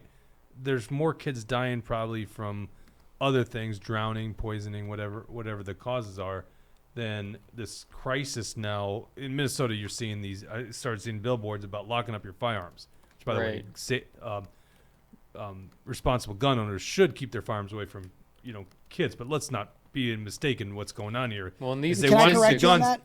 Appropriate gun owners should educate their kids on how to use Correct. firearms correctly. Correct, but if that's you're- what we've got away from in this country. But We if need you to got go like a back to that. 5-year-old, right, Correct. that's tough. So you got to keep it away. But you're 100% correct to also teaching them from a young age, which I do with my children. Unfortunately, I lost all my guns in that boating accident, Yeah. so I don't have any. But it's that these billboards. Let's be honest, it's their way to make the guns the problem, Yeah. right? How could any one of us disagree with the responsible gun ownership and locking up your guns? But it's not about that. It's eventually the guns are the problem. People just don't listening. Now we got to take the guns, and that's where they're going with it. It's like there's been 3, and I'm not trying to minimize this, 3 gun-related deaths, I think, in a year in Minnesota, kids accidentally shooting. But how many drownings are there? So it's like this isn't the public health emergency that other things are, right? And I got to then go you back look to at this these, thing. I'm not seeing this in here unless someone else knows. I don't understand, because you're right. We have to do better on this show. We can't just take what the media says and go with it. Where the hell is this in the order? And I'm reading, like, the first article I had read about this was from Fox News, and it says New Mexico Governor Michelle Lujan Grisham, a Democrat, issued an emergency order on Friday suspending the right to carry guns in public across Albuquerque and the surrounding Bernalillo County for at least 30 days following recent instances of gun violence. But I don't see that in the order. Like, that's what they say, but where is it in the order? Yeah, it's not in the order. But, yeah, and, it's also,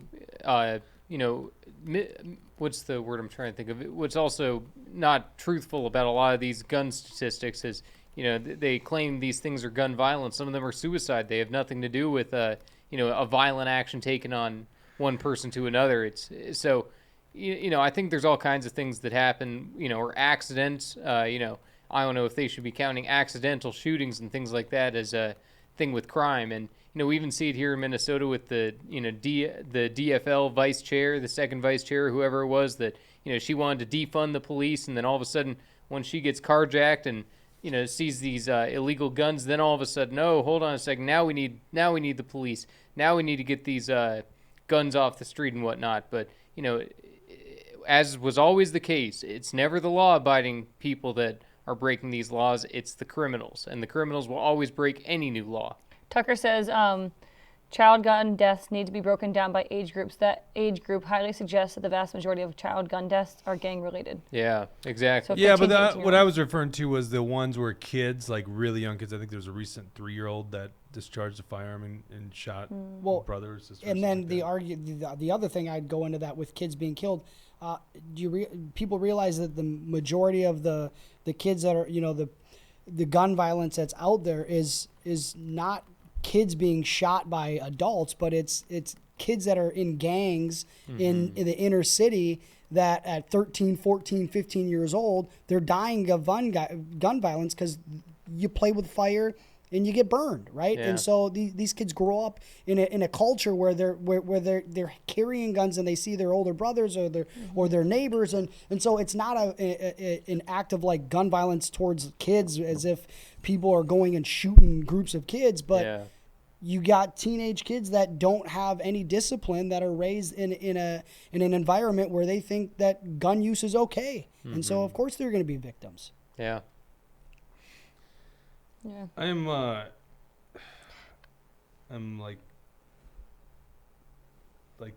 I don't even know how to. I'm going crazy here. I know. I was trying to find it myself. Find this on the governor's, but you find too many sources in the media where it's not like it's just fake news. Right. I know. That's what I figured too. I was seeing it all over the media, especially in the headlines. So obviously somewhere she is proposing this 30-day ban.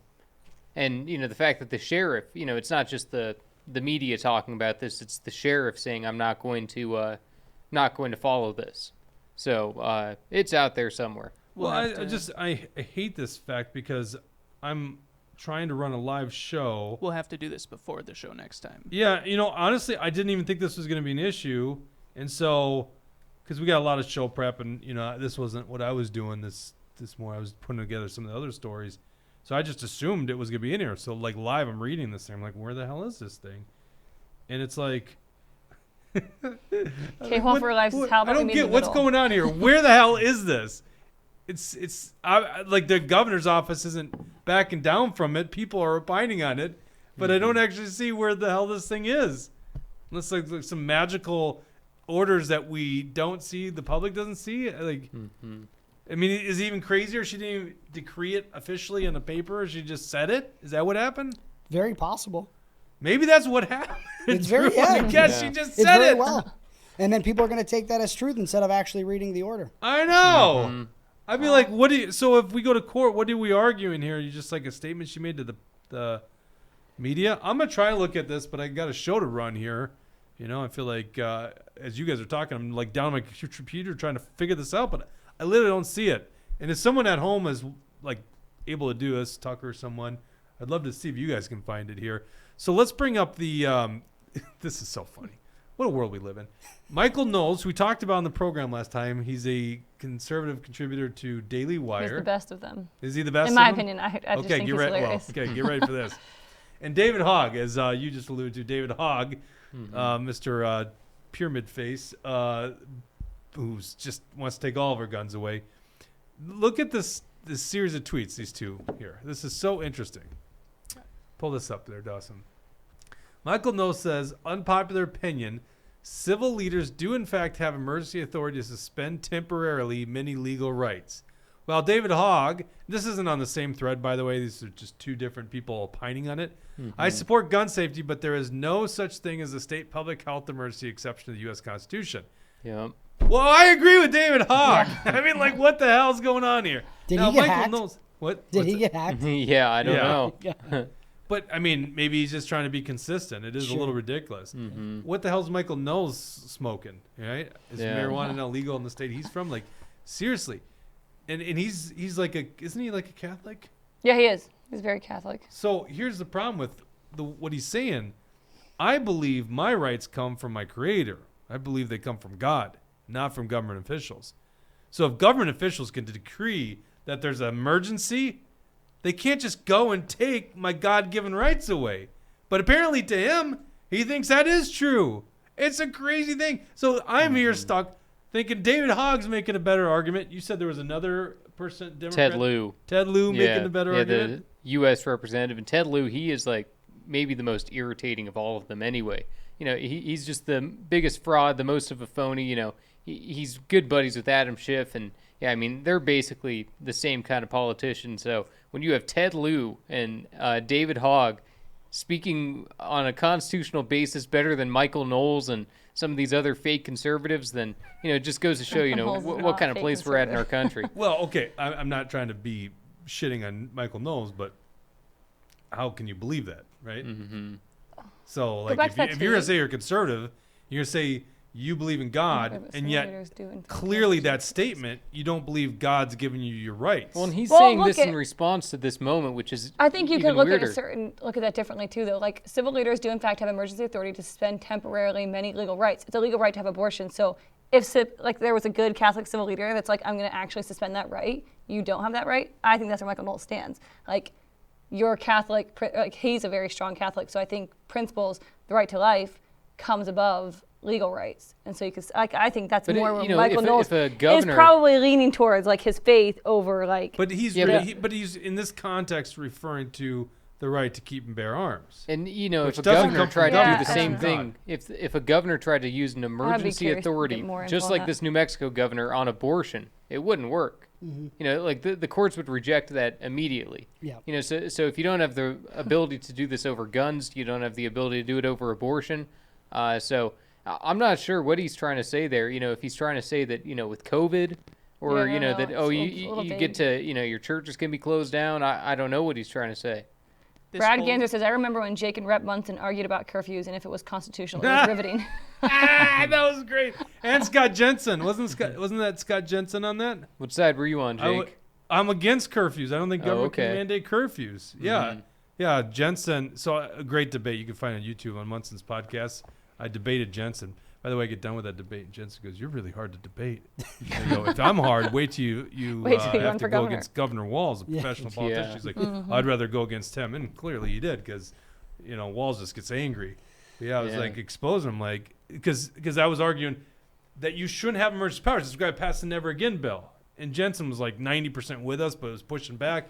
And so the one exception was for curfews, because obviously there were curfews being instituted in Minneapolis, St. Paul. I go, no, I don't think the government should have a right to tell you to stay in your home. Yeah. Period. Yep. Right? But also, if you're causing havoc, then you prosecute someone for that. Or Yeah, whatever Tucker's it is. making an interesting point on the Civil War stuff. Well, see, that I agree with. I don't know if he's making the point, but Lincoln did suspend the right of habeas corpus. He He threw journalists. He threw political opponents in prison. I don't want to make an enemy of Abraham Lincoln. You know, I mean, there's a lot more to that history than just, you know, he was a tyrant who wanted to throw people in prison. It wasn't just like that, you know. Tucker says, what about curfews in disaster areas, Jake? No, I don't believe government has a right to to restrict you, your freedoms and your liberties. You know, right? this entire day, this morning, I thought that David Hogg was David Han. I Yeah. got those two mixed up. Well, let's put similarities together on that one. But apparently he's closer to the Constitution. Michael Knowles doubles down on his tweet, not saying I agree with Governor MLG's decision in this particular instance, but in principle she has a point. And she even has some credibility on the issue since New Mexico is relatively tough on crime. That's what Noel said? That's Michael Knowles. This is his Twitter. That's crazy. Here, should I... Base Minnesota says, Bridget, who are some of your favorite Catholics? Biden, Pelosi? Most definitely not. Yeah. Line They are F15 there, Dawson. Catholics in name only. Kinos. Yeah. It is lovely. Walz repeatedly uses authority out of the emergency he declared for whatever he chose. It's wrong, but apparently possible to do. Yeah, I mean, that's how some of the courts see it, but I'm saying from the argument, they do not have this right. So unpopular opinion, civic leaders do in fact have emergency authority to suspend temporarily many legal rights. And then scroll down a little bit. Showed up on mine that he doubled down. Oh, no, go back up. It's off that thread. Goes show more replies. Right there. Not saying I agree with Governor MLG's decision. I won't reread it. Oh, yes. Where did we were going somewhere with this, weren't we? I can't remember now. That was a wild ride. Okay, Yeah. let's get the next story.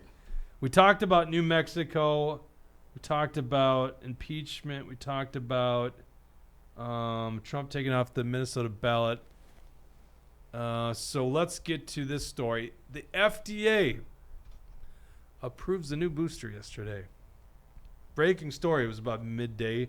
We were in a meeting. They approved the new booster. Not really tested. No human trials or anything like that. But the good news is not all public health officials are on board with it. Let's bring up the story from actionforliberty.com. Florida's Surgeon General, this guy, I would really like to get to know more about this guy because he actually warns against taking the new booster shot. His name is Dr. Joseph Ladapo, recommended against the new COVID-19 booster shot in a press conference. Quote, there's essentially no evidence for it, Ladapo stated. There's been no clinical trial done in human beings showing it benefits people. There's no clinical trial showing it's a safe product for people. Here's a video. Let's play this video here so you can hear it from his own mouth. That the first public health official I know of that doesn't recommend getting the COVID-19 experimental jab. Surgeon General says Floridians should avoid getting the new one. There's essentially no evidence for it. There's been no clinical trial done in human beings showing that it benefits people. There's been no clinical trial showing that it is a safe product for people. Now, I've been watching the news all day today, but you can imagine the Biden administration is giddy and pushing the booster on everybody. They've basically rolling this out for about a month. So here you go. Isn't that crazy? We actually have a public health official speaking the truth for the first time. Don't get that booster. You know, I used to tell this joke, Drew, back in like early part of the pandemic, and it was I was walking down the street and I saw a bunch of lab mice, and I asked them, "Are you guys going to get the vaccine?" And they said, "Well, we're waiting for the human trial to be over." No, you know, it sounds like it's a nice thing that Ron DeSantis is finally doing something good for once. You know, putting this guy in because. You know, DeSantis, you know, if we want to say that people are being used like mice and hamsters for these medical experiments, well, that's exactly what DeSantis did with a World War II veteran. All you got to do is look up the video for yourself. But do you remember that one doctor, the one in Dallas or whatever it was, the big black lady that said, you know, that alien DNA was being used and whatnot? You know, you know what I'm talking about? Trump promoted her. Remember that. Stella Emanuel or something. Is she the one with she's in the group with all the white coats? Yeah, That yeah. one? Yeah. Uh-huh. But didn't they try to attack her for some Yeah, of her, they were coming after her some big of her other time. beliefs too? Oh, making yeah. her seem like she was crazy. Yeah, but yeah, she was a rock star. She's my kind of doctor. I loved her. Because she was very outspoken about ivermectin and Yeah, right. hydroxychloroquine, Yeah, if that's I'm what not it was, mistaken. yeah. See, that's the problem on our side is we had like this cult following on ivermectin too. It's like, okay, She was with Simone Gold and some of those Yeah. other doctors. I think so, yeah. see, that was the thing about ivermectin. It's like, okay, they're suppressing it. What they did to Joe Rogan, that was crazy. But it's not like ivermectin's the cure-all, right? Like, I think it had some efficacy early on. It didn't seem to have efficacy in fighting COVID later on. There's a lot of junk studies against, or junk science against it. But there also wasn't a lot proving ivermectin was the cure-all, like a lot of people did. So Right. there was this But there love wasn't- affair with ivermectin. yeah. It almost drove our people into loving ivermectin so much. Yeah. It's like, well, it's just And another you know, drug. there weren't really anything that showed that there were negative consequences of taking it. It was There you either go. you know good or neutral, and you know for whatever reason it wasn't until pretty recently that it was finally admitted by the government that ivermectin has been useful to some people, not all the time, but for some people sometimes. Well, that's actually a good point, Jesse, because I think it's actually less dangerous than Tylenol, if I remember right. Yeah, And so, yes, it's like maybe it's not the cure-all, but at least it's not killing people. It's certainly safer than Tylenol, which I think that was still a recommendation. Maybe it still is to this day a recommendation dealing with COVID. It's Lovely says Aaron Siri was in Minnesota yesterday. The Truth Hurts was being discussed by people in the crowd as a great resource for information for freedom-minded patriots. High compliment to your crew. Oh, well, thank you. Yeah, and I wish I could have been there on Sunday. Mark's like, we got a seat for you. I had family stuff that day. So it's unfortunate, but it was really good chatting with Aaron Siri. Like, I think we'll have him on the show again because that dude, he's one of us. He talks the right way. Yeah. So, anything else? And then I think we will sign off. I don't want to get to this Owen Schroyer story. We'll probably talk about that again. I just making sure. Yeah, I think I covered everything. yeah, they'll else. probably charge Alex Jones by next show too. So Well, that's an interesting thing. So, okay, so let's just quickly, briefly pull this up. NBC News, Owen Schroyer, who does reporting for InfoWars. So I think, this is my opinion. You tell me what you think here, Jesse. Alex Jones is at the Capitol on January 6th. He's outside. He's got a bullhorn. And I feel like they were trying to pin this on Alex Jones. And it failed because there's too many videos showing Alex Jones telling people not to go in the Capitol. There's feds here. This Yeah. is not who we are. And so it was impossible with all the video evidence to actually pin it on Alex Jones. That's my feeling. That's okay? how I think it is too, and I think that they use Owen Schroyer as the scapegoat. And you're right that there's all the videos of Alex Jones, with the bullhorn telling people do not go inside. This is a setup hit job. That's exactly what they want us to do. The deep state is setting us up. And Alex Jones, he was the commander in that moment. Because you got to think about it as MAGA patriots. Who were they listening to since Trump wasn't at the Capitol building because Secret Service wouldn't let him? But that means that who's the next in command?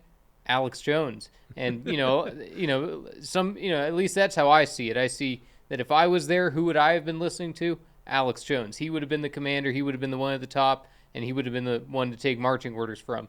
And since Alex Jones is the one, informing the people of all that, they had to move it on to someone else, Owen Schroyer, who wasn't supposed to be at the Capitol anyway because of when he interrupted the Jerry Nadler committee.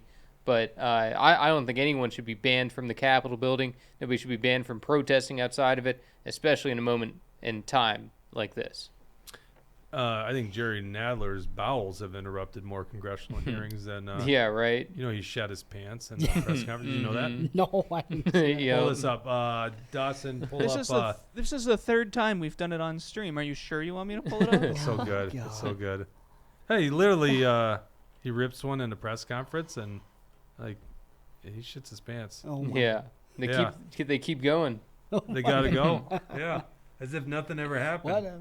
Yeah. Where's the That's, duck? Where's the duck at? Uh-huh.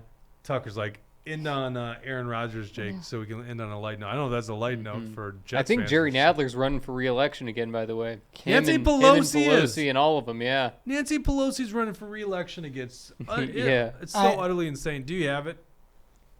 We don't. We don't. I mean, is it not clear at this point that half the politicians are just puppets? That they're not even voices of their own ideas. That they're just regurgitating whoever's behind them, telling them what to do, pulling their Right. own strings. Feinstein can't have a thought of her own. Yeah. She can't even wheel herself into the room. Someone's got to wheel her in. She's she literally giving can't. power attorney to her daughter. Like, are you kidding me? It's out of control. Mitch McConnell can't stand up through a press conference for more than 2 minutes. Biden has on multiple occasions said, this is what they told me to do. And just in Singapore, embarrassing. I almost thought we were going to do a breakdown of that today. Yeah. He literally says, all right, they told me I have 5 people to call on. Who's they? Who's telling you that? Like, what are you talking about? Yeah, it's Imagine sad. Trump saying something Yeah. like that. They told me to Gosh. call on these people. I was like, I don't think Yeah, they anyone's say telling he's him. selecting media. He's, not for free press. Yeah. Brad Ganser, screw you. Jeez. He knows I'm a Bears fan. Ugh, rough Chicago time. Bears. This is back to the Owen Schroyer story on NBC News. A host of the far-right media outlet InfoWars was sentenced Tuesday to 60 days in prison for his role in the January 6th attack on the U.S. Capitol. When I read far-right, what does that mean to you guys? What does that mean? Far-right. It means us. Yeah. Just I Like, I'm think not far normal right. conservatives. Clearly not far-right, right? That's what I think of. Yeah, Like I- just I mean- I think of like American patriots. Yeah, and I America hear far first, right? Yeah. America Yeah. first for sure. Yeah, American Right. first. But people, like yeah. that's not far right. Yeah, Like it's clearly more middle ground, right? Yeah, somebody that wants to protect the Constitution, keep American money, keep Americans' money in people that America. love their country. You know, stop funding other country and their border security. You know, let's worry about our border security first. Yeah. Yeah. So isn't that fun? I asked but- you guys. You're the worst ones to But, ask but that the question. 'cause you see definition through I the would, bullshit. what I would actually think of far right, when aside from the way they want to define it now, I would think of the Dick Cheneys, the George Bushes of the world, the ones that are willing to lie to our face, get us into war. Those are the scam artists that I consider to be far right, because if you're willing to use the power of the government to target your political enemies and to go after we the people, and we're on the cusp of 9/11 just happened. The anniversary was just yesterday, and I always use that as a day to remind myself of how much the government lies to us. The whole thing is a scam, and they set us up to go to war. That's what I consider to be far right. I don't consider someone like Trump, who wants to make our country great again. That's not far right to me. Mike like Geller says non-woke equals far right. It looks Yeah. like by definition, it's the extreme right wing of a political party or group. So extreme seems to be the key word. But what does that mean? Yeah. Yeah, you can't Right. look I at those know. definitions. I mean, all the terminology is all bullshit. Well, so Like, it's you can't look up definitions because everyone's got their own definition of it. well, because it's politically charged, right? So everybody does have their own definition. Correct. Of it. Yeah. Like That's for instance, you could call me a liberal, a classical liberal, because the term liberal usually means pro-liberty. Like Yeah. Thomas Jefferson was a liberal. Mm-hmm. But you wouldn't usually call me a liberal today because it means I believe that 6-year-olds can make their choice on gender affirming care and Yeah. that. We just need to start You know, making the use the term far right for speaking about Republican or rhinos. They're far Yeah. right to the left. Yeah. Right? We Yeah. want to think far right's to the right. No, far right is to the left center. Right. Well, that's what I Far always think. right. It's like Yeah. Far the other way. people say Yeah, right. authoritarian right. And so if I'm far right, I'm like on the opposite spectrum. So here's a good example. There is the authoritarian right. There's say like a far right dictator. That's a term, right? Yeah. But I am on the opposite spectrum of a dictator. I'm an anti-authoritarian. So Yeah. how can I be far right if I'm against authoritarianism? You see what the I problem is? remember in high school, I took a test in government sciences or whatever, where it was like, you've got the left and the right, and we're going to take a test to see where you are on this. And he was like, but actually, there's like 2 axes. Actually, there's 3. And so, Yeah. Well, and that's the thing. You can make those political compass tests even more and more complex. You can change it because, you can say it's just a line. Then you can say, well, let's add another dimension. Then, sure enough, you add more and more layers to it. It's tough to say what the real political compass should look like. yeah. And so what is, going back to original point, what does Alex Jones say he is? Pro-human. I Yeah. love it. Right. He says he's pro-human. Owen Schroyer is one of only a handful of January 6 participants charged with a crime despite neither entering the Capitol building nor being accused of committing violence or destruction on Capitol grounds. By the way, who else is being charged with a crime without those qualifications? Donald Trump. Yeah. Prosecutors charged Schroyer because he had previously signed a deferred prosecution agreement after interrupting a congressional hearing in 2019 and had agreed as part of that case not to utter loud, threatening, or abusive language or to engage in any disorderly or disruptive conduct at any place upon the United States Capitol ground. So that just seems like a stretch to me, right? Now he is on a bullhorn making statements, which he has a right to do, petition your governor for redress or grievances. So, it's one thing for you to disrupt a congressional hearing. It's another thing for you to be on the lawn of the Capitol and make these kind of statements. But that's apparently what they gave him 60 days in jail for. It just goes along the line of they want to just throw a bunch of people to get a narrative, right? And I kind of After agree those with 60 you. days, Owen Schroer is going to come back swinging. So, that's what they think. They think that this will shut him up. Watch. Yeah. We'll end with some comments, and then we'll end the show here. Looks like we did do a couple extra minutes today. Yeah, just some comments. Base Minnesota says the labels are just used so the powers that be can put you in a camp for stereotypical purposes. Like that. And yeah, it's obvious says they use the term far right as radical, not conservative. Neocon and far right are two different things, and once again, we're getting into labels, but neocon to me is really a view on like foreign policy. Yeah. I think it kind of merges into The other Dick things, Cheneys, economics, but it's like the neocons, George Bushes, the George Bush, the Ron Dick Cheney, DeSantis. Dick Yeah, Cheney, right? He's the new generation. Watch out. Careful. Yeah. I think so, too. Careful what you wish for. Yep. I mean, you look at Ukraine, all kinds of stuff, so got to be skeptical. How about no war? How about less government? How about being friendly to our neighbors, loving our neighbors and community and church? How about that? That's the platform right there. That's not far right. That's center. That's where most people are, right? Yeah. This is a crazy world. And some of those things we got to, like you just said, touch. But some of these things, they're an ideology thing, right? Like, we, not to go on a rant again, but going back to abortion, we need to have, that needs to go back to the church, right? And our churches need to start talking about that and telling people about the sanctity of life and how important it is, and providing women the resources that they need when they do become pregnant and get in a situation where they don't feel like they have somebody that can support them through that pregnancy. The church needs to step up, right? And we keep throwing it to the government. We keep expecting the government to do right by people. They're never going to. So quit making it a government problem and start making it ideology. Bring it back to the church, put it back in the home. And when we do that, when we reset there, we can have policies that are constitutional policies where, again, God gave me free will. He gave you free will. The Constitution doesn't say anything about it. So who are we then to put in legislatures that are going to force our beliefs on others? God gives us all free will.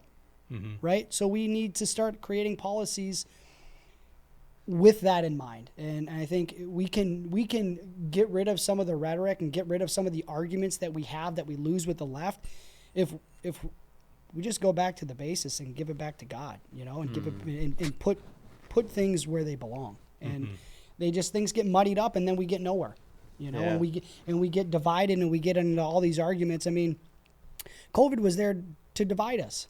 Yeah, I mean, don't you think that opinion, this is like a master plan? 100%. Yeah. And so that's where I come from, and that's why I support Donald Trump so much, is because I think we've been living in a psyop through a psyop through a psyop, and you've got to navigate your way through the truth to find out what's real and what's not. And too many Americans get caught up in these psyops and not knowing what's real and what's fake and who to believe and who not. One minute Michael Knowles is great, the next minute he's telling you you can stop the Constitution, right? Right. I mean, Ben Shapiro one day is talking great about Donald Trump, and the next day he's saying he's the worst thing ever. So Daily Wire, get your shit together. pretty much. Freedom Junkie says God's the answer. Carl Nelson says amen to that. Absolutely. Right. Yep, agree with that. What in the world Yeah. are you doing with your microphone? Give it back to I Jesus. didn't even realize. At first, I think I was thinking the show's done. She's already taking her mic off. Oh my gosh! All right, well the show's over apparently, guys. Bridget, Oh my God, she's sorry. taking William's job. Where'd it go? I had to mute Bridget. Oh man! All right, well we appreciate you guys tuning in on Thursday. Who do I have? Oh, Dr. Neil Shaw is going to be here on Thursday. Great. Brad Ganser. God. I Can we love ban Dr. him? Neil Shaw. Can you ban yeah. Brad Ganser? You're Would that still be, muted. I think that'd be bad if you banned someone that actually does Rumble rants. That would be bad news. Thanks, T-Wall. I appreciate those comments very much. What happened to William? Filing for divorce? Oh, that's so mean. No, William is teaching. He's shaping young children's minds. You know, it's good. All right. We'll be done.